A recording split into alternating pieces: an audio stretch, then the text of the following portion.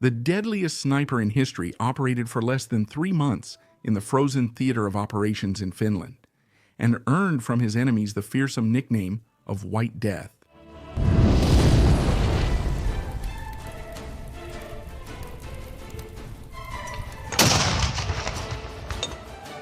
A small farmer and hunter from a frozen nation near the Arctic Circle would become the most lethal shooter in history, turning into a living legend during the darkest moment in Finland's history.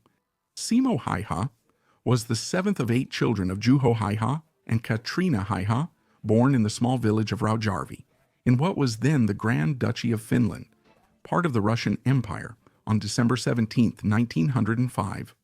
Being a Lutheran family of farmers, the Häyhä family always relied heavily on fishing and hunting for their survival in the harsh Finnish terrain. And the father passed on survival skills and the practice of using firearms to his children. Simona, as his siblings and friends called him, attended school in Miettilä. And when he was only 12 years old, the whirlwind of history struck young Häyhä for the first time. The February Revolution of 1917 in Russia had overthrown the Tsar. Nicholas II, until then the real ruler of the Grand Duchy of Finland, leaving the region without clear leadership.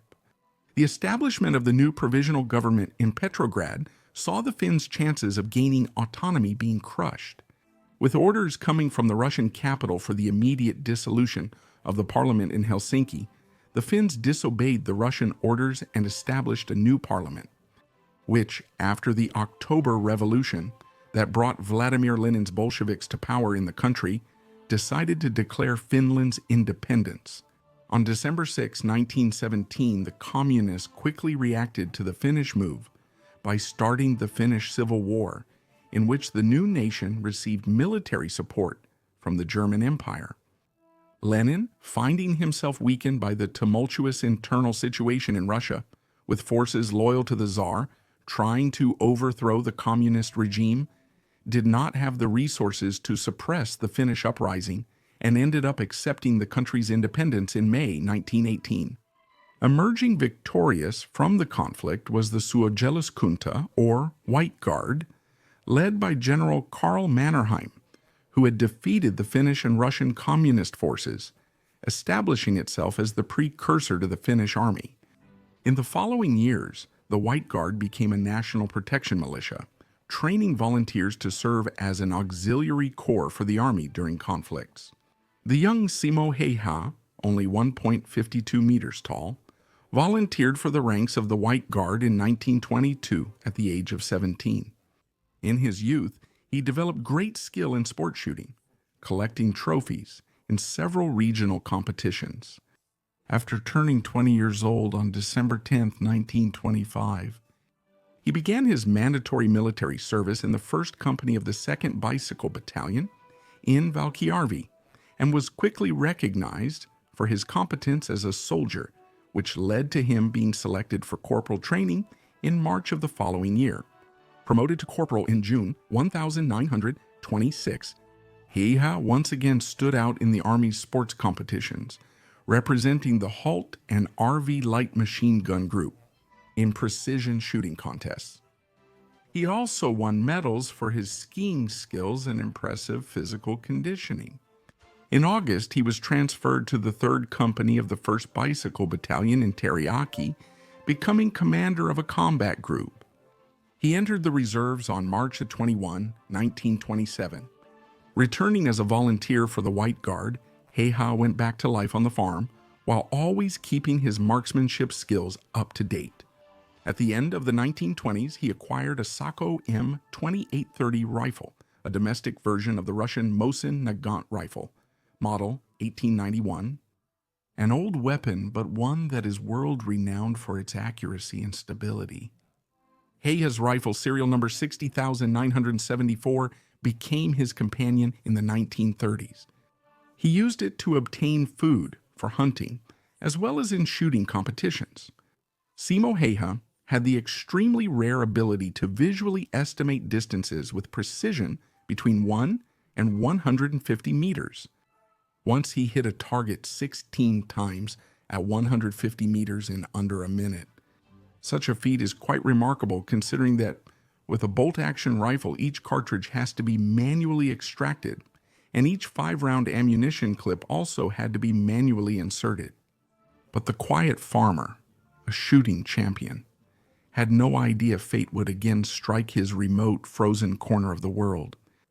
As a new balance of power was forming in Europe, after purging all remnants of what he considered a conspiracy against his authority, Joseph Stalin now turned his eyes to the former Russian territories. On his western border, Joseph Stalin watched with great suspicion the growing power of the Third Reich under Adolf Hitler, and recovering those former territories would give him an advanced and privileged platform in the expected war between the two continental military powers. In April 1938, the People's Commissariat for Internal Affairs began contacting Finnish diplomats to demand the cession of the eastern portion of the Karelian Isthmus, a strip of land between the Baltic Sea and Lake Ladoga, which connects the main body of Finland to Leningrad, the city of Lenin, and the birthplace of the communist regime. Besides Karelia, the Soviets were interested in the section of islands in the Gulf of Finland and justified their demands based on the threat of a German invasion. The Finns reiterated their neutral position and determination to resist any invasion by any power, thus denying Moscow's request. Even though it seemed to be over, this unpleasant encounter set off alarms in the Army High Command in Helsinki, and a large national mobilization began to take shape in the following months. This is how Simo Häyhä was called up to the UTI Training Center to undergo sniper military training between July 14th and August 2nd, 1938. In this training, he was introduced for the first time to rifles equipped with scopes, an innovation that did not excite him. Throughout the rest of 1938, the Soviet Union tried to entice Finland into an alliance with it. But the attempts were met coldly by the Finns, who looked unfavorably upon collectivism and the purges carried out by Stalin. In August 1939, Germany signed a non-aggression pact with the Soviet Union, a document that contained a secret protocol dividing Western Europe into zones of German and Soviet influence. According to the agreement, Finland became part of the Soviet sphere of influence, which virtually gave Stalin a free hand to act against the country. After the Soviet invasion of eastern Poland on September 17th, Helsinki felt that another barrier had fallen, bringing the country ever closer to war.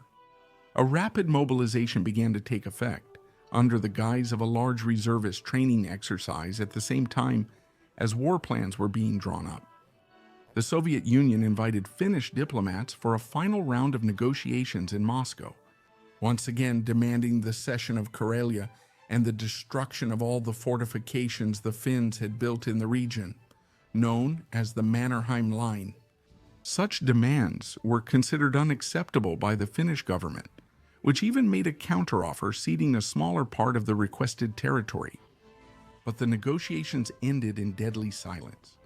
On November 26th, the People's Commissariat for Internal Affairs carried out a covert operation in which it shelled a Soviet border guard post in the village of Manila, located on the border between the two countries.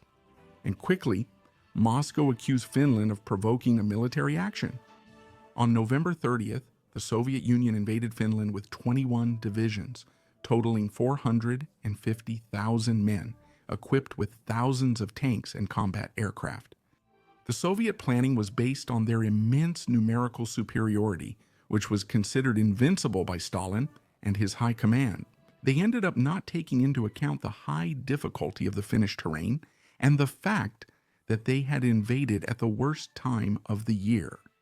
The highly rugged terrain of Finland was covered by dense pine forests and dotted with lakes and swamps, turning any large invasion operation into a terrible nightmare. Very few roads crossed the area, causing all of the Soviet numerical superiority to be diluted on the narrow access routes. Although the main combat area was the Karelian Isthmus, where the Finns had fortified the approaches to their country.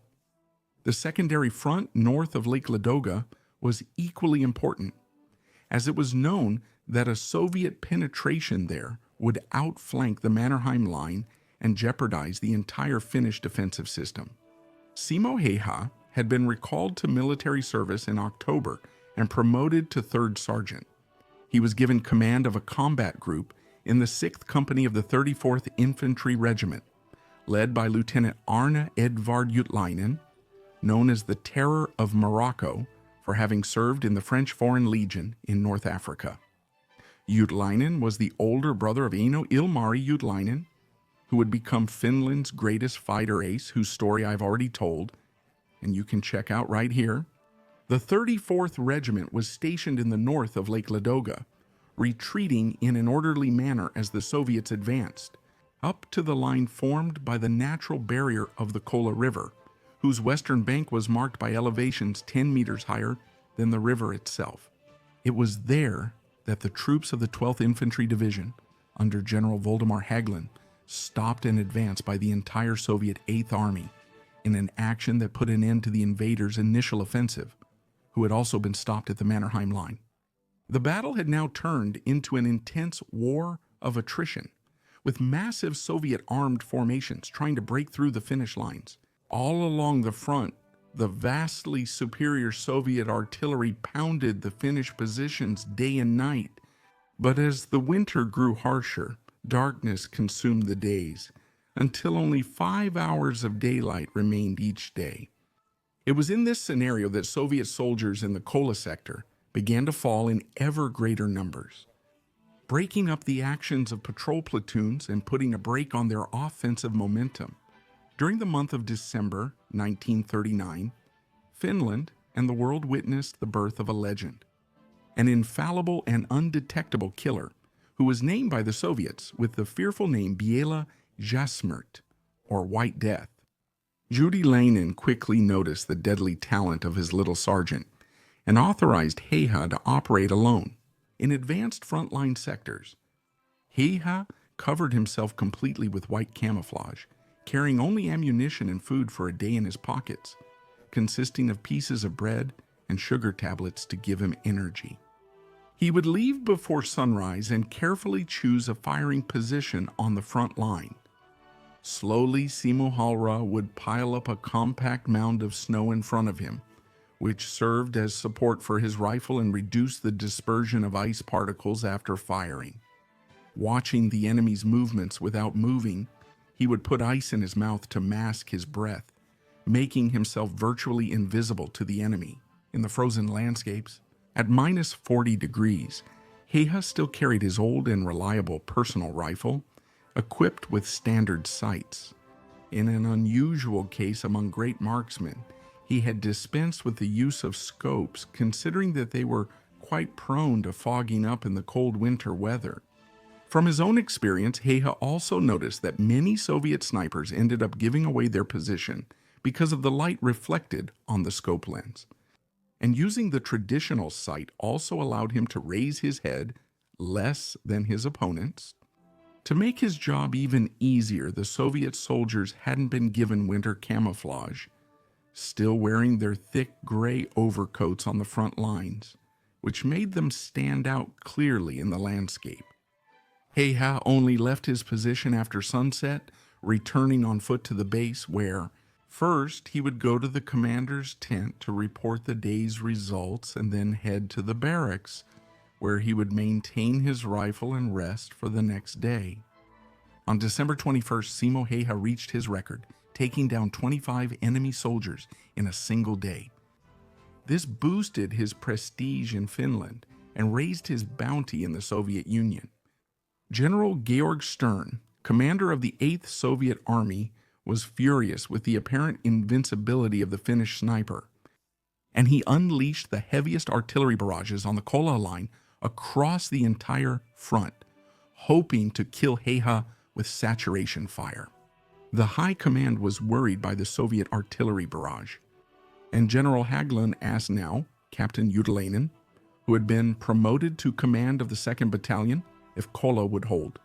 His historic response remains alive in Finnish memory as one of the greatest national symbols of determination. Kola will hold unless you order us to run.